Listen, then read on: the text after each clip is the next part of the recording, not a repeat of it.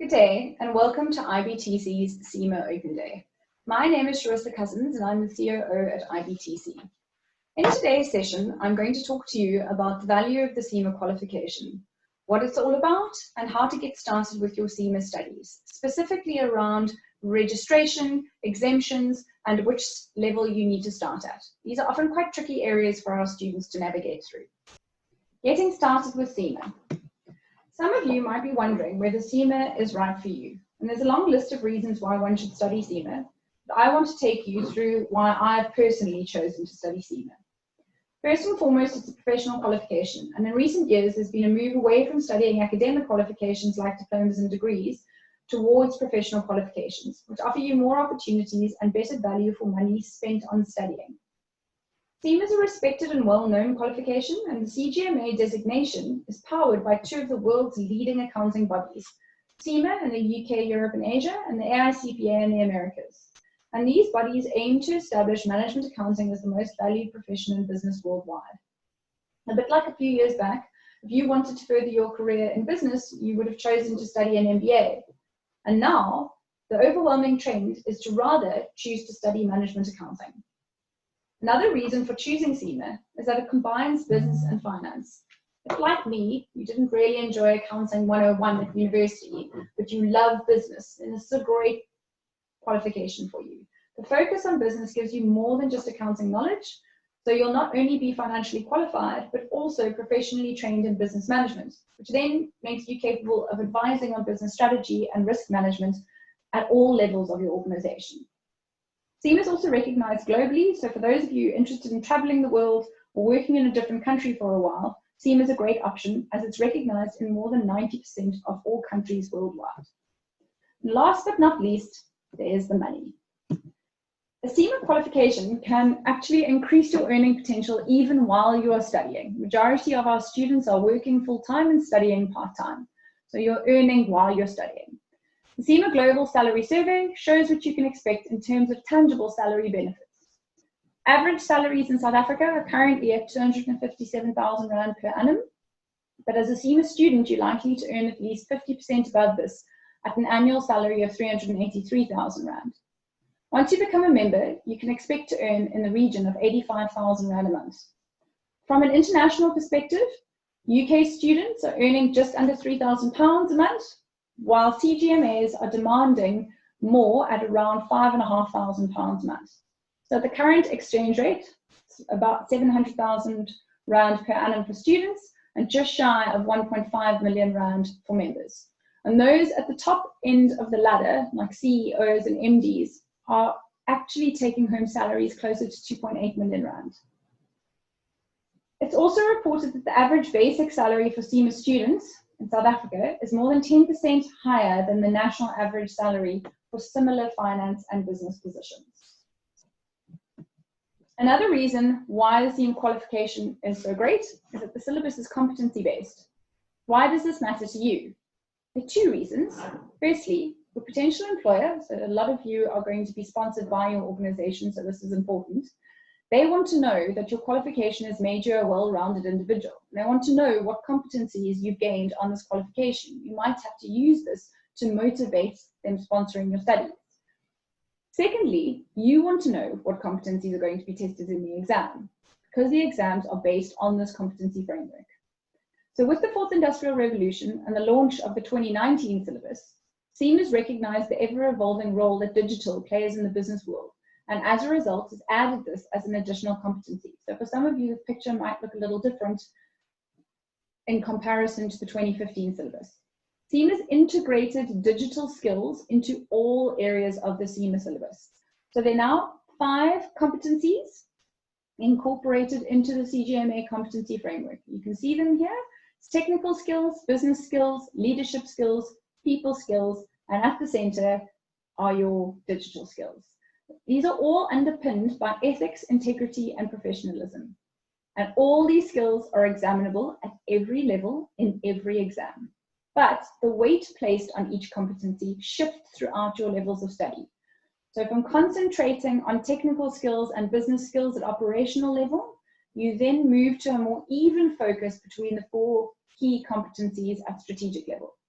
And I urge you to download the CIMA syllabus to see the exact breakdown or refer to your study text for more information. It's always at the beginning. Let's take a closer look at the CIMA syllabus. There are 4 levels of progression and 3 pillars to the syllabus. So moving from bottom to top, we've got certificate level, operational level, management level, and strategic level. And then moving left to right, we have the enterprise pillar, the performance pillar, and the financial pillar. The enterprise pillar focuses on the role of the finance function and how it interacts with the organization through the use of data and technology. So it looks at business models, the management of people and projects to achieve organizational goals. It deals with the formulation and implementation of strategy.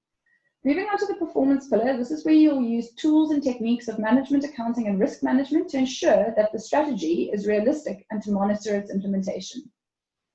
So you move from the business pillar or the enterprise pillar into the performance of that business, performance and risk management. The final pillar is the focus is on financial accounting and reporting obligations of the organization. And it includes an understanding of the regulatory framework and external reporting requirements and the ability to construct and evaluate financial statements to show the financial position and performance of the organization. So these 3 pillars move quite easily into each other. So from starting on your enterprise pillar, moving into the performance, and then finally looking at the financial position, whenever you are looking at the syllabus and you're wondering which subject to do next, we always suggest move from left to right and obviously from bottom to top, because you can't do a subject at another level without completing the level below. So all first-time students, you need to register with CIMA online and pay a once-off registration fee in pounds, and this includes your first year subscription fee. After that, you will have to pay an annual subscription fee, and this provides you with access to the online portals such as My CIMA and CIMA Connect. You'll also receive a CIMA contact ID once you've made payment. Some of you might already be in possession of a finance or a business qualification, and this means that you might be eligible for exemptions. You can chat to us a little bit later about the process to follow to apply for exemptions. You'll need to get a final copy of your academic transcripts, and you basically send them along to CIMA, and CIMA then decide what exemptions you should be awarded. It's important to know that CIMA only awards exemptions based on completed qualifications. So you can also only apply for exemptions once you are a registered student with CIMA. Some of you might also be eligible to come in at an advanced entry point. So there are some, like the CPP route, which gives you exemptions based on your experience. In this situation, you would need to complete an online application form, and CIMA then admits candidates onto the program and gives you an option of tuition providers who will be able to help you with those exams. You can start at the case study exams, and depending on your experience, you'll either fit in an operational case study, management case study, or strategic case study. There's also an opportunity to apply for the Master's Gateway. So this is if you've got an existing CIPA qualification or a Master's in Accountancy or an MBA, possibly a member of another professional body. You get to start at management case study. If you have a CIPA qualification, so for all of you CAs out there, you'll only need to complete the strategic level case study exam. If you don't have any qualification, you come in at the open entry, which is certificate level, which is a fantastic base to the whole CIMA qualification.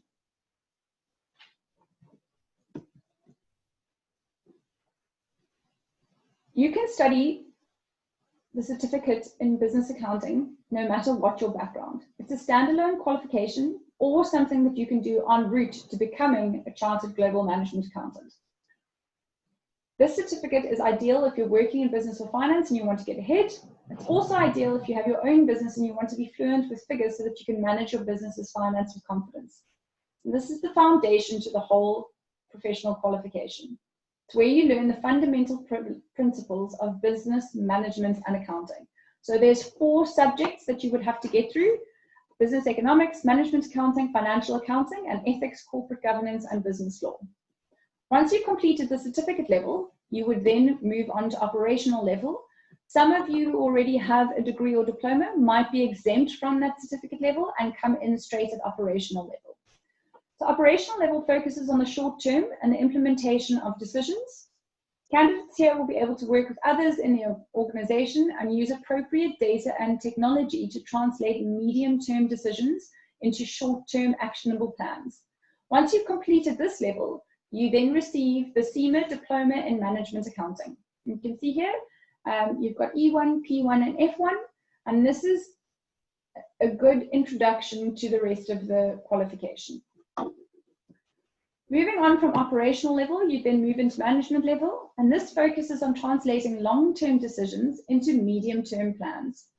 Candidates here will be able to use data and relevant technology to manage organizational and individual performance. You'll be able to allocate resources to implement decisions, monitor and report implementation of decisions, as well as prepare and interpret financial statements to show performance. Once you've completed the management level, you then receive the CIMA Advanced Diploma in Management Accounting. So you can see how it all moves very nicely from operational level through to management level, along with the same levels of your career. Then you move up to strategic level, and in this level, you will focus on long-term strategic decision-making. Candidates here will be able to support organizational leaders to craft strategy, evaluate and manage risks that might prevent organizations from successfully implementing strategy, value organizations, and source financial resources required to implement strategy. So you've now moved through all levels of your qualification, and in conjunction with your practical experience, once you get to the end of this and you've done your 3 years of practical experience, you will then be awarded the CGMA title, Chartered Global Management Accountant. So let's talk about the examinations. At each level of the professional qualification, so that's operational, management, and strategic levels, you will have 3 objective tests and 1 case study exam. At certificate level, you just have 4 objective tests. There's no case study at certificate level. You're not expected to be able to answer a business scenario just yet.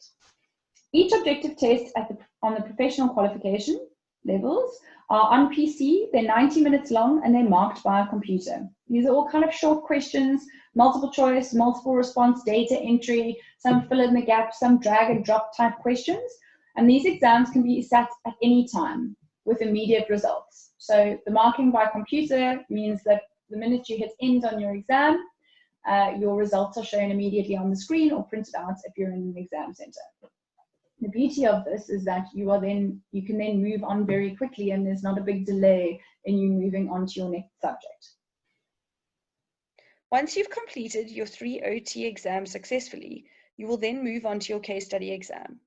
And this exam combines knowledge and learning across the 3 pillars at each level. You'll be expected to use this knowledge and skills to solve problems that a management accountant at this level might face in the workplace. And passing this case study exam will demonstrate that you can apply all those key competencies from the learning outcomes in the 3 subjects at a particular level in a business context. So your exam is a computer-based exam, takes 3 hours. They're very long questions and it's marked by an examiner. You'll need to achieve 80 marks out of a total of 150. These case study exams are available in specific windows in February, May, August, and November. And the pre-scene or the case that you will receive for this exam sitting is the same in May and August, and again, the same in November and February. So what this means is that if you've prepared for an exam in May and you've used a particular industry and from the case that you were given, and you happen to be unsuccessful, you can use the same pre-scene case to prepare for your exam in August. In your exam week, exams are written Wednesday, Thursday, and Friday, and your pre-scene is available 6 to 7 weeks prior to this exam window.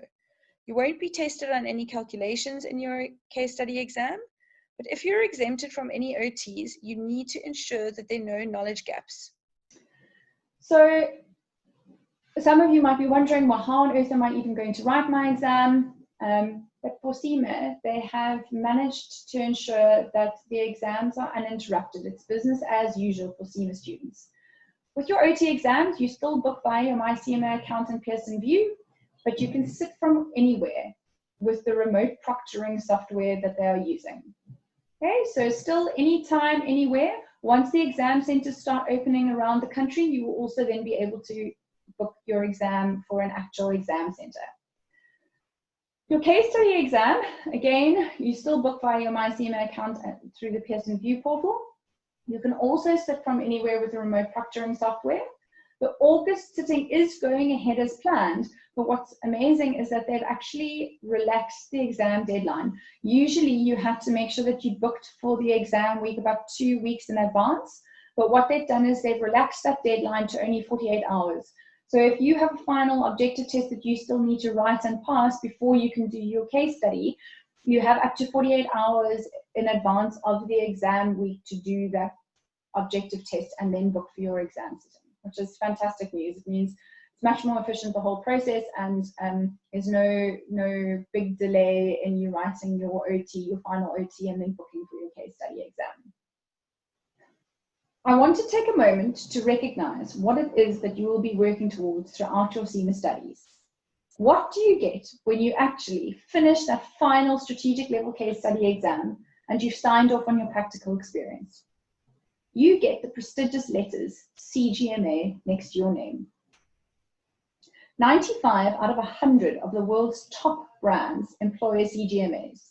So this means once you get those letters, you fall into that highly employable category. You might also find it quite necessary to move around now, post-COVID, and explore other countries. Thankfully, CIMA is a very portable qualification, which you can basically pick up and take with you almost anywhere in the world. You're also joining a group of more than 650,000 members and students, and this gives you fantastic network and support opportunities. So once you are part of that CIMA group, you can tap into 650,000 members and students and their experience to help you through your own CIMA journey and to enhance your career and enrich your life.